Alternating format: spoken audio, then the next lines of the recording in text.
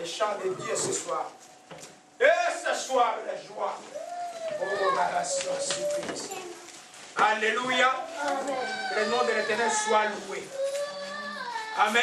Amen. Vous voyez comment est-ce que depuis 3 dimanches, comment nous allons. Amen. Alors, notre frère, il n'arrive plus comme un tremplin de trucs. Amen. Il chante des choses qui lui arrivent, qu'il ne peut pas méditer, qu'il n'a pas pensé. Et c'est comme ça que vous savez que l'Esprit de Dieu vous conduit. Parce que quand il y a un nouveau chant, ou quand vous êtes conduit par l'Esprit, alors que la gloire de Dieu arrive, les choses sont très, très faciles. Amen. Nous sommes dans un temps de beaucoup de confusion, où la vérité est, je dirais, torpillée. Les enfants doivent avoir la sagesse, avoir les discernements, avoir les armes, comment lutter contre le mal. Alléluia. Alors nous bénissons et d'abord l'arrivée dans la famille des baptisés de frère Moïse qui est là, tu peux te mettre debout. Amen. Il a été baptisé avec gloire. Non, il a été baptisé publiquement. Attendez, publiquement, comme c'est écrit dans la Bible. Amen. Il a fait l'expérience de parler en langue après. Amen. Hier, à Ottawa, il disait, mais papa, j'ai encore parlé en langue, c'est possible. Il dit, oui, c'est possible, ça va pas s'arrêter petit. Assieds-toi. Amen. Tu as encore petit, on te garde encore. Attends le temps de Dieu. Alléluia. La femme m'a demandé depuis, je devais faire, j'ai encore un baptême à faire, parce que je vais demander pardon à mon frère Fabrice, parce que j'ai perdu le suivi, ton suivi. C'est moi qui devais te suivre. Amen. Mais j'ai beaucoup pleuré devant le Seigneur, je suis content, je te vois aujourd'hui.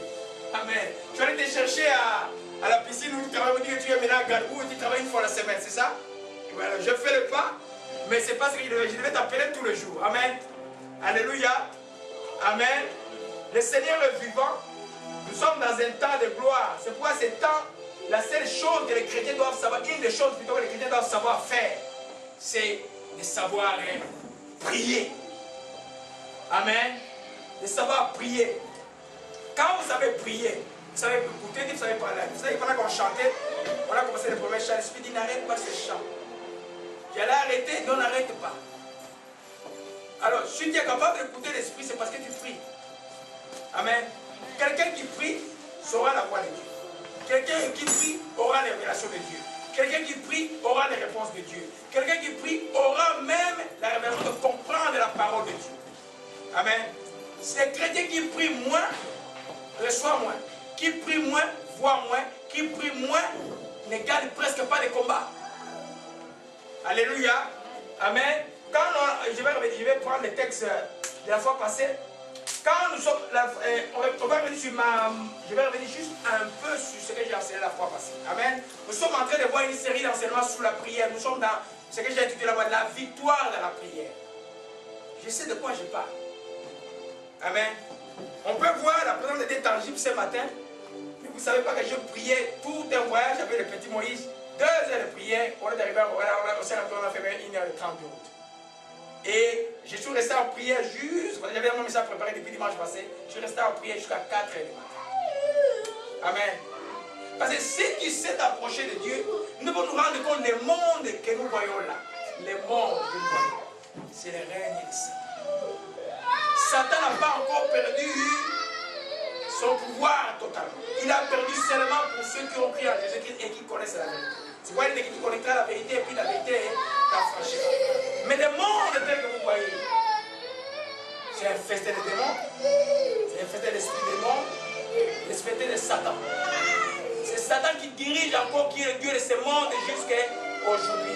Et cela n'a jamais changé. Alors, quand tu sais que tu es envoyé dans une rivière où il y a plein de crocodiles, tu dois pouvoir t'armer pour que les crocodiles ne t'avalent pas. Nous sommes comme ça dans le monde. Si tu ne fais pas attention, tu es avalé. La série de prières et de ces enseignements, c'est pour nous réveiller à avoir une vie personnelle de prière extrêmement sérieuse. Alléluia. Amen. Matthieu 11, verset 12 à 13, nous commençons par là. Je vais revenir juste un peu, ce que j'ai enseigné la fois passée. C'était un message très très profondément là. Vous allez avoir les DVD. Où Dieu est voulant, ça va être directement sur Internet parce que Dieu nous a bénis par quelqu'un qui va tout faire pour nous gratuitement. Il va tout mettre sur Internet gratuitement. Amen. Marc 11, verset 12 à 13. Alléluia. Amen. Depuis le temps de Jean-Baptiste jusqu'à présent, le royaume des cieux est forcé. Ce sont les violents qui s'en accaparent. Le royaume des cieux est forcé. Ce sont ceux qui sont violents qui s'en accaparent. Depuis le temps de Jean-Baptiste jusqu'à présent. Le présent, c'est encore jusqu'aujourd'hui. C'est parce que le Seigneur, sa parole est le même hier, aujourd'hui et éternellement. Jésus, depuis qu'il est venu, il ne nous a jamais quittés, il est auprès du Père, il a laissé le Saint-Esprit pour témoigner de sa présence. Jusqu'à présent, le royaume de Dieu est forcé.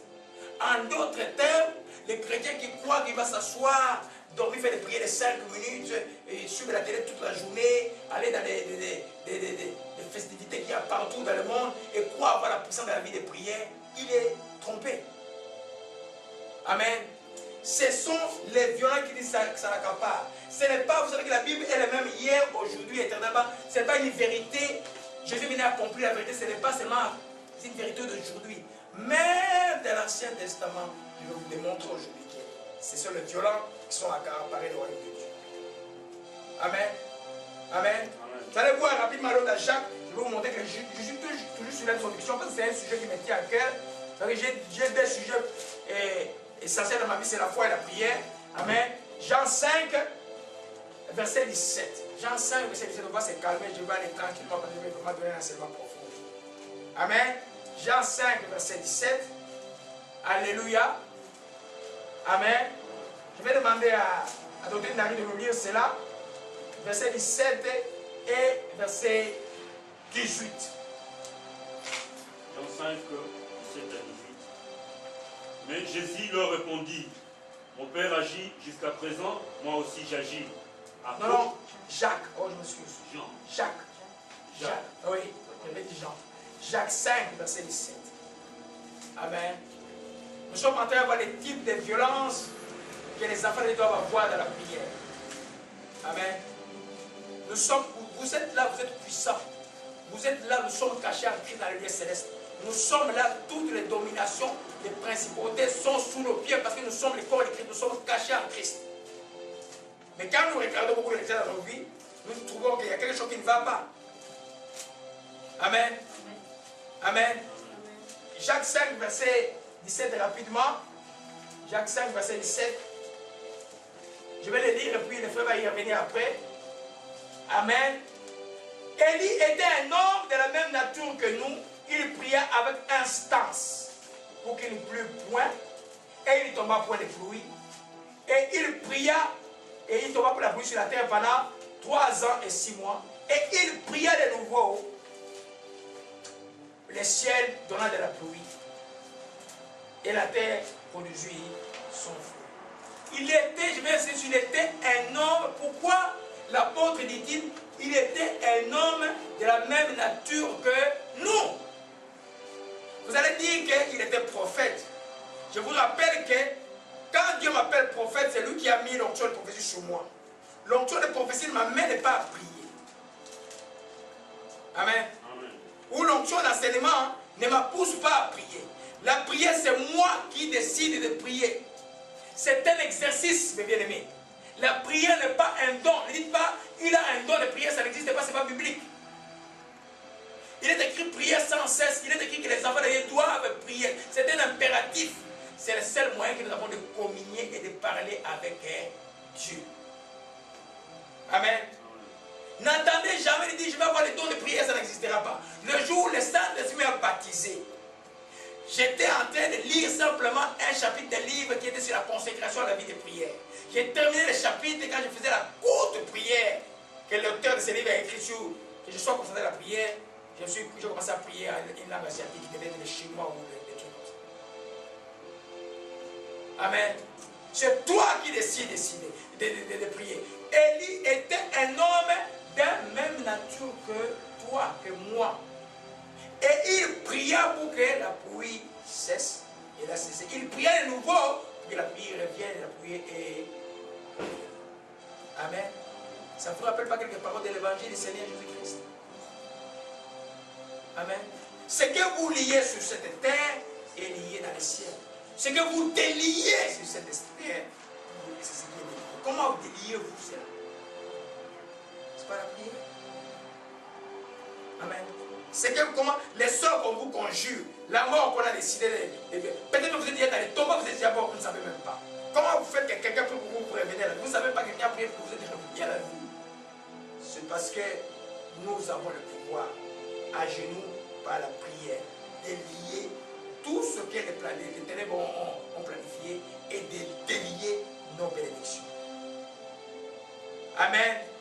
Nous devons comprendre ça, mes bien-aimés, parce que un autre exemple que nous avons dans la Bible qui est, je vais revenir sur ça après, mais on peut y aller rapidement et revenir. Allons un peu dans les textes de Daniel. Je vais montrer quelque chose rapidement. Amen. Daniel, je crois, dans le chapitre 9. Alléluia. Amen. Je parcours toute la Bible pour que je vous montre que c'est une vérité que l'enfant de Dieu qui prie, c'est celui qui reçoit, c'est celui qui gagne les combats, c'est celui qui les gens peuvent voir et juger. Voilà comment est-ce qu'un juste est béni. Tout arrive par la prière. Notre exemple, c'est qui? C'est Jésus-Christ de Nazareth, notre Seigneur. Il pouvait prêcher toute la journée. Quand les gens s'endormaient, il était réveillé très tôt matin pour prier. Et quand les gens se réveillaient le matin, on voyait descendre de la montagne après avoir prié.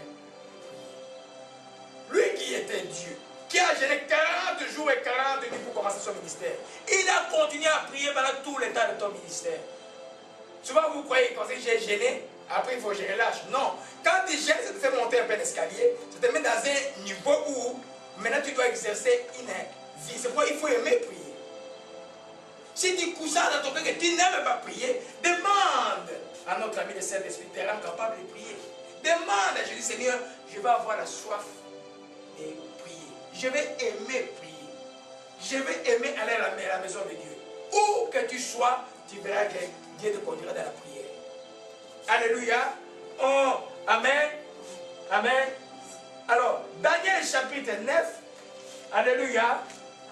Amen. À partir du verset 2 d'abord, il dit, j'ai tourné ma face vers le Seigneur afin de recourir à la prière, aux supplications, en gênant, en prenant les sacs et les sang. Je priais à l'Éternel mon Dieu, je lui fis cette confession, Seigneur, Dieu est grand et redoutable, toi qui gardes ton alliance, qui fais miséricorde à ceux qui t'aiment et qui observent tes commandements. Nous avons péché, nous avons commis l'iniquité, nous avons été méchants et rebelles, nous nous sommes tous détournés de tes commandements et de tes ordonnances. Nous n'avons pas écouté tes serviteurs, les prophètes qui ont parlé à ton nom, au roi, au chef, au père et à tout le peuple du pays.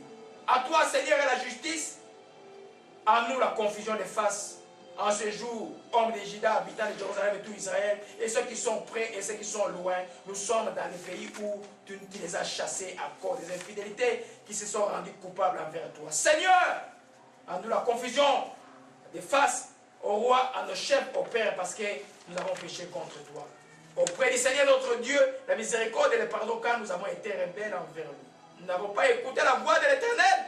Nous avons suivi ses lois qu'il avait mises devant tous par ses serviteurs les prophètes. Tout Israël a transgressé sans les détourner, à ne pas écouter la loi. Alors se sont répandues sur nous les malédictions, les imprécations qui ont été écrites dans la loi de Moïse. Et il continue, je sors de verset 14. Au verset 14, l'Éternel a veillé sur cette calamité, il a fait venir sur nous. Dieu est juste. Et maintenant, Seigneur, au verset 15, notre Dieu, toi qui as fait sur ton peuple du pays d'Égypte par ta même puissance, et qui a fait un nom comme il est aujourd'hui, nous avons péché, nous avons commis l'iniquité. Seigneur, selon ta grande miséricorde, que ta colère, ta fureur se détourne de la ville de Jérusalem, de la montagne sainte, car encore de nos péchés, des iniquités de nos pères, Jérusalem et ton peuple sont nos pauvres et tous ceux qui nous entourent. Maintenant, Seigneur notre Dieu, écoute la prière et les supplications de ton serviteur. Il était en train de prier. Il voyait que 70 ans venaient de s'accomplisser, mais rien ne s'est passé.